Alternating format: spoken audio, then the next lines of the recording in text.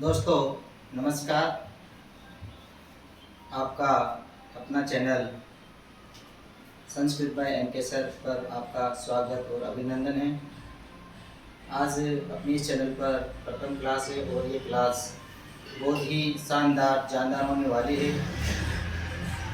मैं वर्तमान में सेकंड ग्रेड अध्यापक के तौर पर कार्यरत हूँ और मैं भी आपकी तरह ही एक ऐसे ही कुर्सियों पर बैठने वाला विद्यार्थी था, लेकिन अपनी मेहनत से मैंने राजस्थान के टॉप मोस्ट 12वें स्थान प्राप्त किया और हाड़ौती में दूसरे रैंक लेकर आज मैं सरकारी कार्य में कार्यरत हूँ। बच्चों की डिमांड को देखते हुए, बच्चों को स्नेह को देखते हुए मैंने अपना एक न्यू चैनल स्टार्ट किया और उस ऑनलाइन प्लेटफॉर्म के माध्यम से मैं अपना ज्ञान अपने बच्चों तक पहुंचाना चाहता हूं, जिसमें वो कहीं ना कहीं अपनी कमी को दूर कर सके और अपना एक अच्छा से अच्छा स्थान प्राप्त कर सके। जो संस्कृत हैं उसमें BSTC, PSST, PSST, read level first second grade के लिए पहला टॉपिक लेने जा रहे हैं जो महत्वपूर्ण है वो है वर्ण विचार वर्णमाला। इस वर्ण विचार या वर्णमाला पर वर्ण विचार या वर्णमाला पर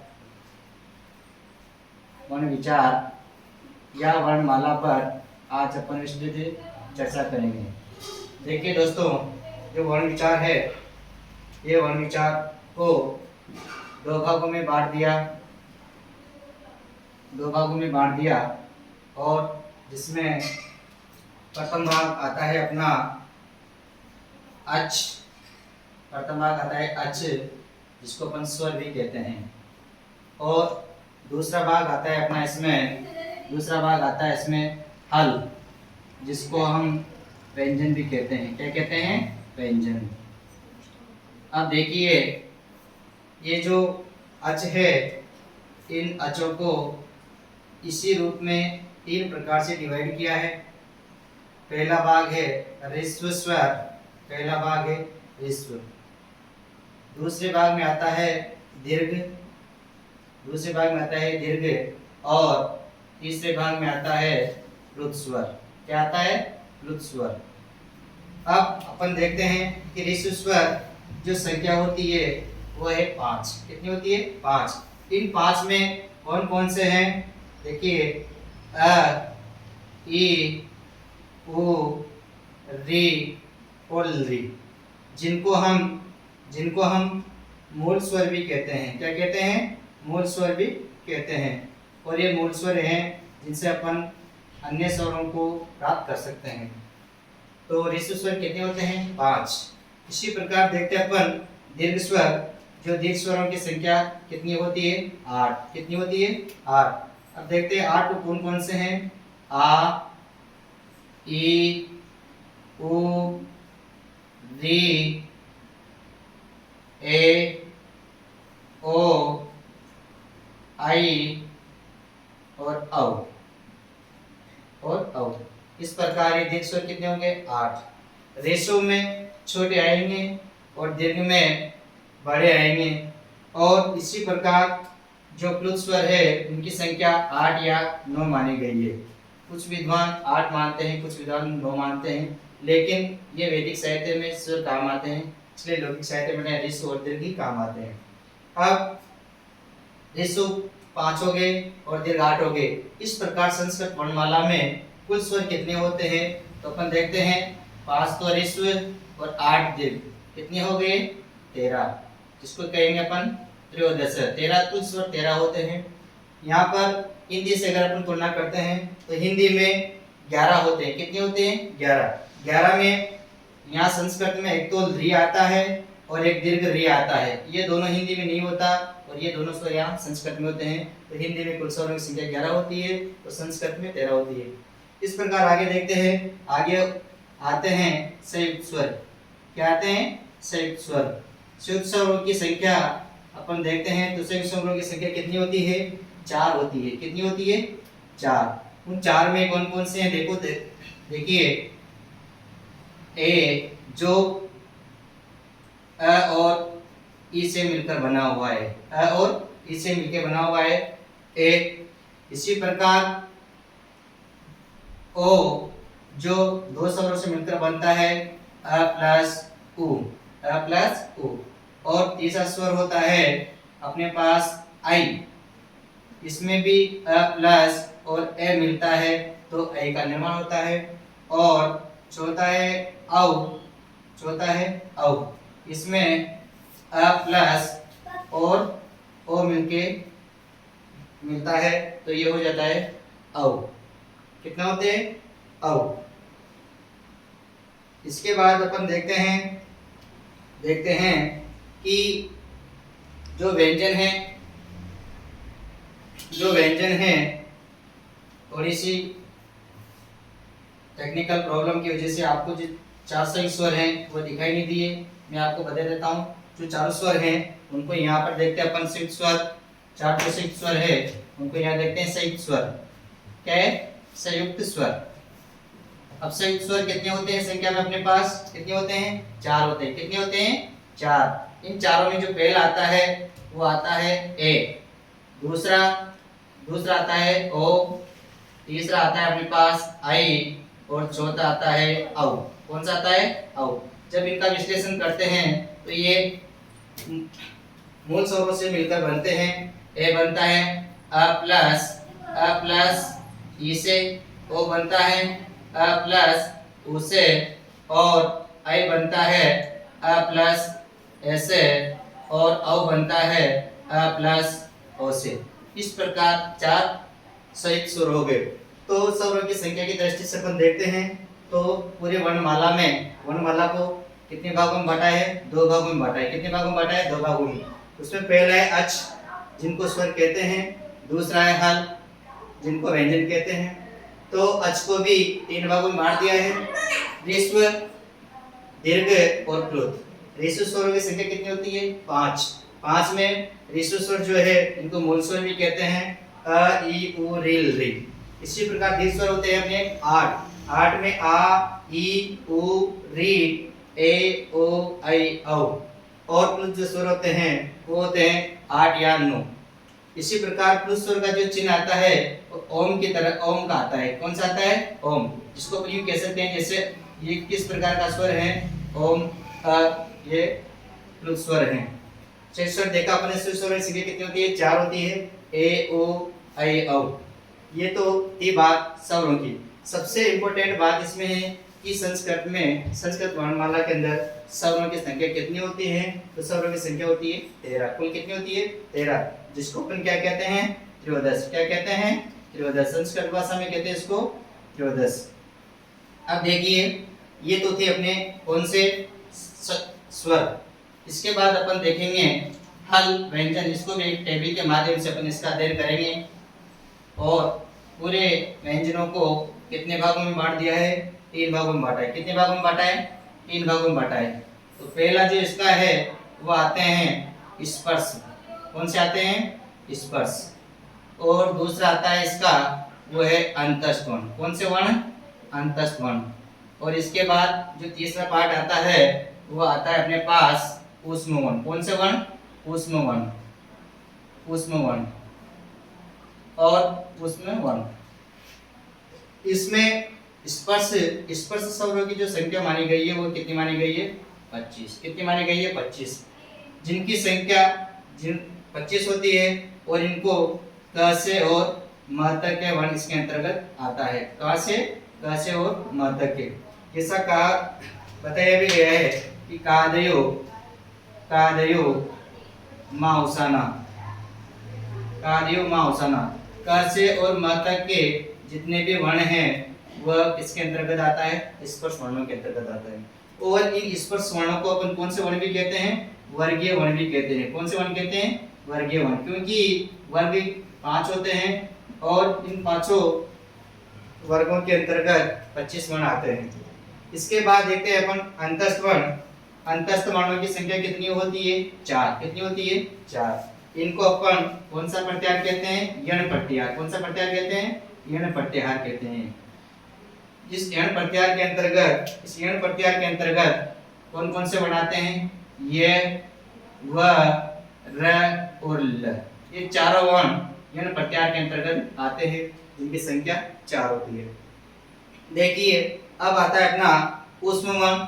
ऊष्म वर्णों की संख्या भी कितनी होती है? 4 होती है। कितनी होती है? 4। जिनको कौन सा प्रत्याहार कहते हैं? अपन सल प्रत्याहार कहते हैं। कौन सा प्रत्याहार कहते हैं? सल प्रत्याहार कहते हैं। और इन सल प्रत्याहार के अंतर्गत कौन कौन से वर्ण आते हैं? स, स, श और ह। कौन कौन से वर्ण आते हैं? स और ह, चारों। अब देखिए दोस्तों, व्यंजनों की संख्या। व्यंजनों की संख्या कितनी होती है? तो अपन देखते हैं 25 तो आगे अपने पास वर्गीय वर्ण, और 4 आगे अपने पास अंतस्थ वर्ण, और 4 आगे अपने पास कौन से? सल वर्ण। तो कितनी हो गई? 25 4 29 से 4 33। कितनी हो गई? 33। तो कुल व्यंजनों की संख्या जो मानी गई है वह 33 मानी गई। कितनी मानी गई है? 33। अब इसके बाद यहाँ पर अपने पास अभी भी कौन से वर्ण बच रहे हैं? संयुक्त वर्ण। कौन से वर्ण बच रहे हैं? संयुक्त वर्ण, जिनको अपन देखते हैं व्यंजन वर्णमाला में। कौन से वर्ण? संयुक्त वर्ण। अब संयुक्त व्यंजन इनको कह सकते हैं अपन। इन संयुक्त व्यंजन जो है, इनकी संख्या कितनी होती है? कितनी होती है इनकी संख्या? इनकी संख्या होती है अपने पास 3। कितनी होती है? 3। इन तीनों में पहला है श। कौन सा है? श। दूसरा है त्र, और तीसरा है गे। देखिए दोस्तों, क्ष का जब अपन विश्लेषण करते हैं, जब क्ष का विश्लेषण करते हैं, इसमें आता है क प्लस श प्लस अ। क्ष, क प्लस स प्लस अ। त्र में आता है त प्लस र प्लस अ, और गे में आता है ज प्लस ञ प्लस अ। इस प्रकार से व्यंजनों का विश्लेषण होता है। यहाँ से बहुत इंपॉर्टेंट है, क्ष का विश्लेषण बीएसटीसी क्लास में हो, या पीटीटी की हो, या रिट लेवल फर्स्ट की हो, सेकंड की हो, या सेकंड ग्रेड का हो, सब में क्ष का विश्लेषण पूछते हैं।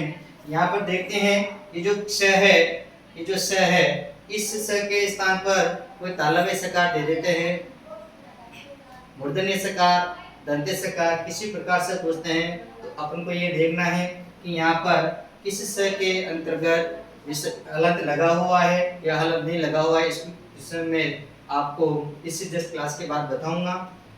तो ये कितने कितने हो गए अपने पास? व्यंजन, संयुक्त व्यंजन 3 हो गए। अब 2 आपके और बचते हैं, वह है अयोगवाह वर्ण। कौन से वर्ण? अयोगवाह वर्ण। अयोगवाह वर्ण। अयोगवाह वर्णों की संख्या कितनी होती है? 2 होती है। कितनी होती है दोस्तों? 2 होती है। 2 में जो पहला अयोगवाह माना गया है वह है अनुस्वार। कौन सा है? अनुस्वार। अनुस्वार। और दूसरा है विसर्ग। कौन सा है? विसर्ग। दूसरा माना जाता है विसर्ग। तो अयोगवाह वर्णों की संख्या कितनी मानी गई है? अब देखिए, अपन ने ये वर्णमाला देखी, इसमें बात आती है कि संस्कृत वर्णमाला में कुल वर्णों की संख्या कितनी होती है। तो कुल वर्णों में अपन देखते हैं कि अपने पास स्वर कितने हैं? स्वर कितने हैं? 13। कितने हैं स्वर? 13। और व्यंजन कितने हैं? व्यंजन कितने हैं अपने पास? कितने हैं? 33। और इनका जो योग आएगा वह आएंगे संस्कृत वर्णमाला में कुल वर्ण। तो कितने आ गए? 46। कितने आ गए? 46। इस प्रकार संस्कृत वर्णमाला में कुल वर्णों की संख्या होती है 46। और अब बात आती है कि पाणिनीय शिक्षा के अनुसार, इसके अनुसार पाणिनीय शिक्षा के अनुसार स्वर और व्यंजनों की संख्या जो कितनी होती है उसके आधार पर अपन चर्चा करते हैं। पाणिनी के अनुसार, पाणिनी के अनुसार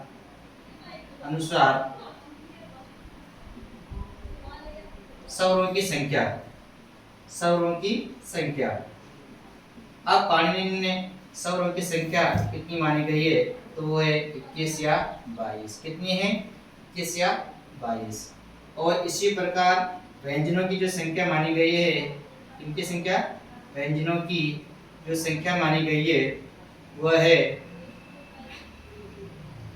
63 या 64। कितनी है? 63 या 64। ऑब्लिक में आएगा आपके पास, दोनों ऑप्शन आएंगे। कुछ विद्वान प्लस स्वर 8 मानते हैं तो 21 होती है, और कुछ विद्वान 9 मानते हैं तो 22 होती है। इसी प्रकार व्यंजनों का वर्णन किया गया। तो ये थी अपनी वर्णमाला की क्लास। इसके अंतर्गत अपन बात करते हैं क्वेश्चन के किस प्रकार क्वेश्चन आएगा। तो अपन देखते हैं किस प्रकार क्वेश्चन आएगा, उससे अपन अध्ययन करेंगे। स्वरों से संबंधित क्वेश्चन आपके बनते हैं कि ऋस्व स्वर कितने होते हैं। ऋस्व स्वर कितने होते हैं? तो कितने होते हैं? 5। कितने होते हैं? 5। इसी प्रकार दीर्घ स्वर कितने होते हैं? दीर्घ स्वर कितने होते हैं? तो होते हैं 8। कितने होते हैं? 8। और संस्कृत वर्णमाला में कुल स्वरों की संख्या कितनी है? कुल स्वरों की संख्या कितनी है? तो वह आ जाएगी अपने पास कितनी? 13। कितनी हो जाएगी?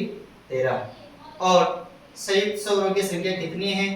संयुक्त स्वरों की संख्या कितनी है? तो संयुक्त स्वरों की संख्या अपने पास आ जाएगी कितनी? 4। तो स्वरों की दृष्टि से ये संख्या बहुत इंपॉर्टेंट है।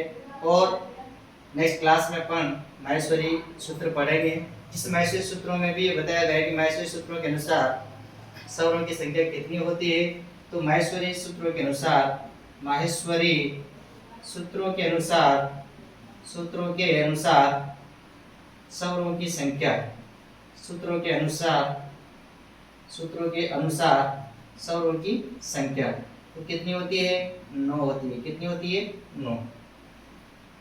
और इसी प्रकार व्यंजनों की बात आती है तो व्यंजनों में संस्कृत वर्णमाला में व्यंजन कितने होते हैं? तो यहाँ पर व्यंजन होते हैं अपने पास कितने व्यंजन होते हैं? कुल व्यंजन होते हैं व्यंजन कितने? 33। इन 33 का विश्लेषण करके बताया। तो स्पर्श वर्णों की संख्या आती है। तो स्पर्श वर्ण, कौन से वर्ण? स्पर्श वर्ण कितने होते हैं? 25, जिनको वर्गीय वर्ण भी कहते हैं। कौन से वर्ण कहते हैं? वर्गीय वर्ण भी कहते हैं। कौन से वर्ण कहते हैं? वर्गीय वर्ण। वर्ग 5 होती है, और वर्ग 5 होते हैं क च ट त प, अर्थात कुछ टुकु, इनको वर्गीय वर्ण भी कहते हैं, जिनकी संख्या 25 होती है, और क से मध्य की ये वर्ण होते हैं। तीसरे रूप में बताया था कौन से वर्ण? अंतस्थ वर्ण। कौन से वर्ण? अंतस्थ वर्ण। अंतस्थ वर्ण, इन अंतस्थ वर्णों की संख्या भी कितनी होती है? 4। कितनी होती है? 4, जिनको यण प्रत्याहार भी कहा जाता है। क्या कहा जाता है? यण प्रत्याहार भी कहा जाता है। और यण प्रत्याहार के अंतर्गत 4 वर्ण आते हैं, ये वर अल। कौन से वर्ण? ये वर अल। इसी प्रकार ऊष्म वर्ण होते हैं, और ऊष्म वर्ण जिनकी संख्या भी कितनी होती है? 4। कितनी होती है?